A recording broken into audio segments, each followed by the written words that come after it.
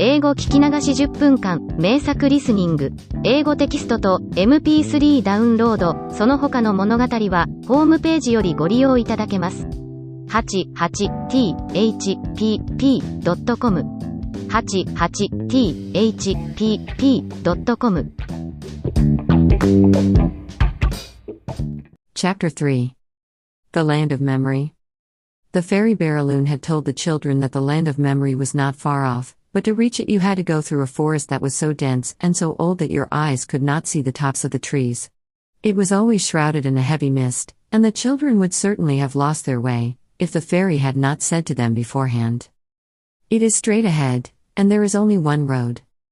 The ground was carpeted with flowers which were all alike. They were snow-white pansies and very pretty, but, as they never saw the sun, they had no scent. Those little flowers comforted the children, who felt extremely lonely. A great mysterious silence surrounded them, and they trembled a little with a very pleasant sense of fear which they had never felt before. "Let's take Granny a bunch of flowers," said Myrtle. "That's a good idea. She will be pleased," cried Towel. And, as they walked along, the children gathered a beautiful white nosegay. The dear little things did not know that every pansy, which means a thought, that they picked brought them nearer to their grandparents, and they soon saw before them a large oak with a notice board nailed to it. "Here we are," cried the boy in triumph, as, climbing up on a root, he read, "The Land of Memory."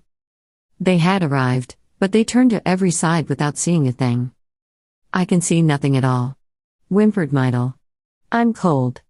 I'm tired. I don't want to travel any more." Towel, who was wholly wrapped up in his errand, lost his temper. "Come, don't keep on crying just like water. You ought to be ashamed of yourself," he said. "There. Look. Look. The fog is lifting." And, sure enough, the mist parted before their eyes, like veils torn by an invisible hand. The big trees faded away, everything vanished and, instead, there appeared a pretty little peasant's cottage, covered with creepers and standing in a little garden filled with flowers and with trees all over fruit. Everything vanished and, instead, there appeared a pretty little peasant's cottage. The children at once knew the dear cow in the orchard, the watchdog at the door, the blackbird in his wicker cage, and everything was steeped in a pale light and a warm and balmy air. Towel and Myrtle stood amazed. So that was the land of memory. What lovely weather it was. And how nice it felt to be there. They at once made up their minds to come back often, now that they knew the way. But how great was their happiness when the last veil disappeared and they saw, at a few steps from them, Granddad and Granny sitting on a bench, sound asleep. They clapped their hands and called out gleefully, "It's Granddad! It's Granny! There they are! There they are!"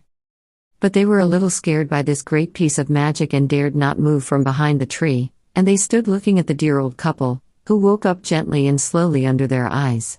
Then they heard Granny Till's trembling voice say, "I have a notion that our grandchildren who are still alive are coming to see us today." And Gaffertle answered, "They are certainly thinking of us, for I feel queer and I have pins and needles in my legs." "I think they must be quite near," said Granny, "for I see tears of joy dancing before my eyes and—" Granny had not time to finish her sentence. The children were in her arms. What joy! What wild kisses and huggings! What a wonderful surprise! The happiness was too great for words. They laughed and tried to speak and kept on looking at one another with delighted eyes. It was so glorious and so unexpected to meet again like this. When the first excitement was over, they all began to talk at once. "How tall and strong you've grown, Towel," said Granny. And Granddad cried, "And Myrtle. Just look at her. What pretty hair, what pretty eyes." And the children danced and clapped their hands and flung themselves by turns into the arms of one or the other. At last, they quieted down a little, and, with Myrtle nestling against Granddad's chest and Towel comfortably perched on Granny's knees, they began to talk of family affairs. "How are Daddy and Mummy Tull?" asked Granny. "Quite well, Granny," said Towel. "They were asleep when we went out." Granny gave them fresh kisses and said, "My word, how pretty they are and how nice and clean. Why don't you come to see us oftener? It is months and months now that you have forgotten us and that we have seen nobody." "We couldn't, Granny," said Towel, "and today it's only because of the fairy. We are always here, said Granny Tull, waiting for a visit from those who are alive. The last time you were here was on All Hallows. All Hallows? We didn't go out that day, for we both had colds. But you thought of us. And, every time you think of us, we wake up and see you again. Tyltyl remembered that the fairy had told him this. He had not thought it possible then, but now, with his head on the heart of the dear granny whom he had missed so much, he began to understand things and he felt that his grandparents had not left him altogether. He asked, "So you are not really dead?" The old couple burst out laughing. When they exchanged their life on earth for another and a much nicer and more beautiful life, they had forgotten the word dead. "What does that word dead mean?" asked Gaffer Tull. "Why, it means that one's no longer alive," said Tyltyl. Grandad and Granny only shrugged their shoulders. "How stupid the living are, when they speak of the others," was all they said.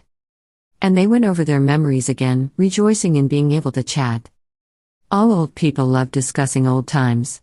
The future is finished, as far as they are concerned, and so they delight in the present and the past. But we are growing impatient, like Tyltyl, and, instead of listening to them, we will follow our little friend's movements. He had jumped off Granny's knees and was poking about in every corner, delighted at finding all sorts of things which he knew and remembered. "Nothing has changed, everything is in its old place," he cried. And, as he had not been to the old people's home for so long, everything struck him as much nicer, and he added, in the voice of one who knows, only everything is prettier. "Hello, there's the clock with the big hand which I broke the point off and the hole which I made in the door, the day I found Grandad's gimlet." "Yes, you've done some damage in your time," said Grandad. "And there's the plum tree which you were so fond of climbing, when I wasn't looking." Meantime, Tyltyl was not forgetting his errand. "You haven't the bluebird here by chance, I suppose?" At the same moment, Myrtle, lifting her head, saw a cage. "Hello, there's the old blackbird. Does he still sing?" As she spoke, the blackbird woke up and began to sing at the top of his voice. "You see," said Granny, "as soon as one thinks of him." Tyltyl was simply amazed at what he saw. "But he's blue," he shouted. "Why, that's the bird, the blue bird. He's blue, blue, blue as a blue glass marble. Will you give him to me?" The grandparents gladly consented, and, full of triumph, Tyltyl went and fetched the cage which he had left by the tree. He took hold of the precious bird with the greatest of care, and it began to hop about in its new home. "How pleased the fairy will be," said the boy, rejoicing at his conquest. "And light too." "Come along," said the grandparents. "Come and look at the cow and the bees." As the old couple were beginning to toddle across the garden, the children suddenly asked if their little dead brothers and sisters were there too. At the same moment, 7 little children, who, up to then, had been sleeping in the house, came tearing like mad into the garden. Tyltyl and Myrtle ran up to them. They all hustled and hugged one another and danced and whirled about and uttered screams of joy. Here they are," said Granny. "As soon as you speak of them, they are there, the imps." Tyltyl caught a little one by the hair. "Hello, Pierrot. So we're going to fight again, as in the old days. And Robert. I say, Jean, what's become of your top? Madeline and Pierrette and Pauline. And here's Riquette." Myrtle laughed. Riquette's still crawling on all fours. Tyltyl noticed a little dog yapping around them. "There's Kiki, whose tail I cut off with Pauline's scissors. He hasn't changed either." "No," said Gaffer Tull, in a voice of great importance, "nothing changes here." But, suddenly, amid the general rejoicings, the old people stopped spellbound. They had heard the small voice of the clock indoors strike 8. The grandparents and grandchildren sat down to supper. "How's this?" they asked. "It never strikes nowadays." "That's because we no longer think of the time," said Granny. "Was anyone thinking of the time?" "Yes, I was," said Tyltyl. "So it's 8 o'clock? Then I'm off, for I promised Light to be back before 9. He was going for the cage, but the others were too happy to let him run away so soon. It would be horrid to say goodbye like that. Granny had a good idea. She knew what a little glutton Tyltyl was. It was just supper time and, as luck would have it, there was some capital cabbage soup and a beautiful plum tart. "Well," said our hero, "as I've got the blue bird. And cabbage soup is a thing you don't have every day. They all hurried and carried the table outside and laid it with a nice white tablecloth and put a plate for each, and, lastly, Granny brought out the steaming soup tureen in state. The lamp was lit and the grandparents and grandchildren sat down to supper, jostling and elbowing one another and laughing and shouting with pleasure. Then, for a time, nothing was heard but the sound of the wooden spoons noisily clattering against the soup plates. "How good it is! Oh, how good it is!" shouted Tildel, who was eating greedily. "I want some more. More. More. More." Come, a little more quiet," said Grandad. "You're just as ill-behaved as ever, and you'll break your plate." Tildel took no notice of the remark, stood up on his stool, caught hold of the tureen and dragged it towards him and upset it, and the hot soup trickled all over the table and down upon everybody's lap. The children yelled and screamed with pain. Granny was quite scared, and Grandad was furious. He dealt our friend Tildel a tremendous box on the ear. Tildel was staggered for a moment, and then he put his hand to his cheek with a look of rapture and exclaimed, "Grandad, how good, how jolly! It was just like the slaps you used to give me when you were alive. I must give you a kiss for it." Everybody laughed. "There's more where that came from, if you like them," said Grandad, grumpily. But he was touched, all the same, and turned to wipe a tear from his eyes. "Goodness," cried Tildel, starting up. "There's 8:30 striking? Meitel, we've only just got time." Granny in vain implored them to stay a few minutes longer. "No, we can't possibly," said Tildel firmly. "I promised Light." And he hurried to take up the precious cage. "Goodbye, Grandad. Goodbye, Granny. Goodbye, brothers and sisters, Pierrot, Robert, Pauline, Madeline, Riquette and you too, Kiki. We can't stay. Don't cry, Granny, we will come back often." Poor old Grandad was very much upset and complained lustily. "Gracious me, how tiresome the living are, with all their fuss and excitement." Tildel tried to console him and again promised to come back very often. "Come back every day," said Granny. "It is our only pleasure, and it's such a treat for us when your thoughts pay us a visit." "Goodbye. Goodbye," cried the brothers and sisters in chorus. "Come back very soon. Bring us some barley sugar." There were more kisses, all waved their handkerchiefs, all shouted a last goodbye.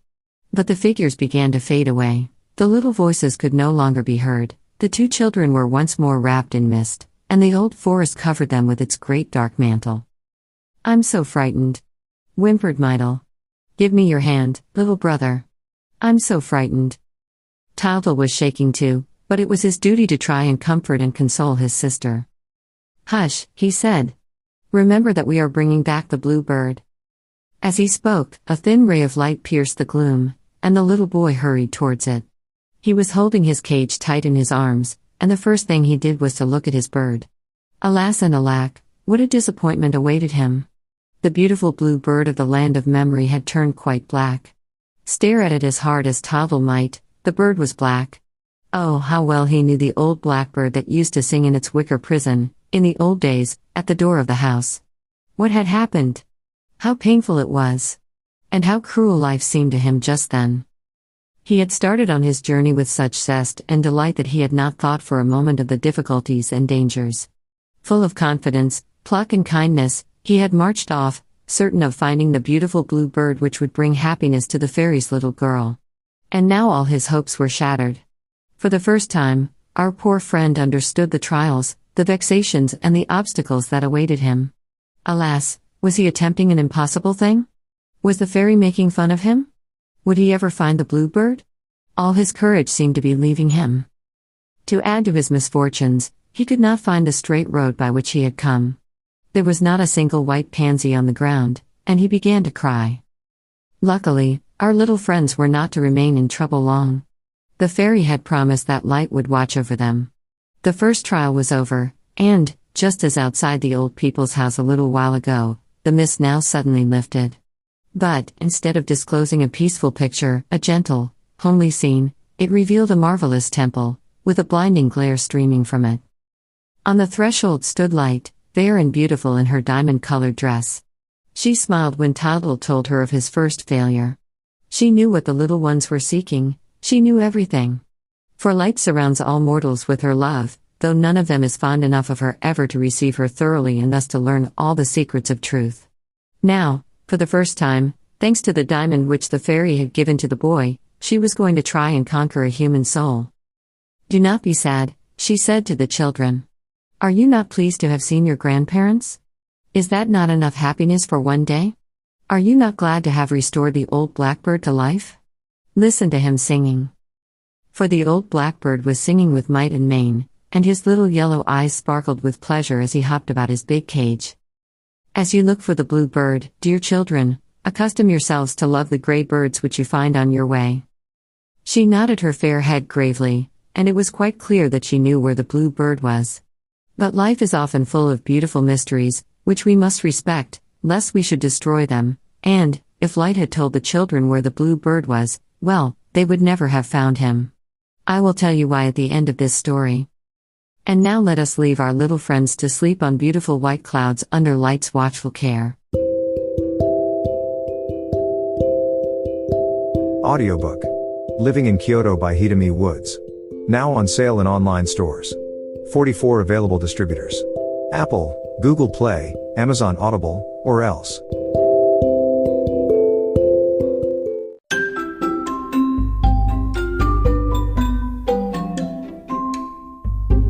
大好評。ヒデミウッズがデザインしたとっても可愛いオリジナルグッズが手に入る。トートバッグ、缶バッジ、ステッカー、T シャツ、トレーナー、パーカー、文具、その他いろいろ、エリゼン .com で見てみてね。erizen.com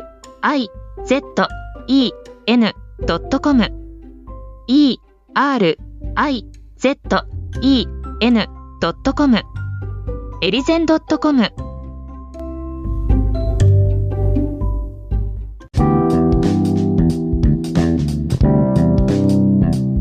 英語聞き流し10分間名作リスニング。英語テキストと MP3 ダウンロード、その他の物語はホームページよりご利用いただけます。88thpp.com 88thpp.com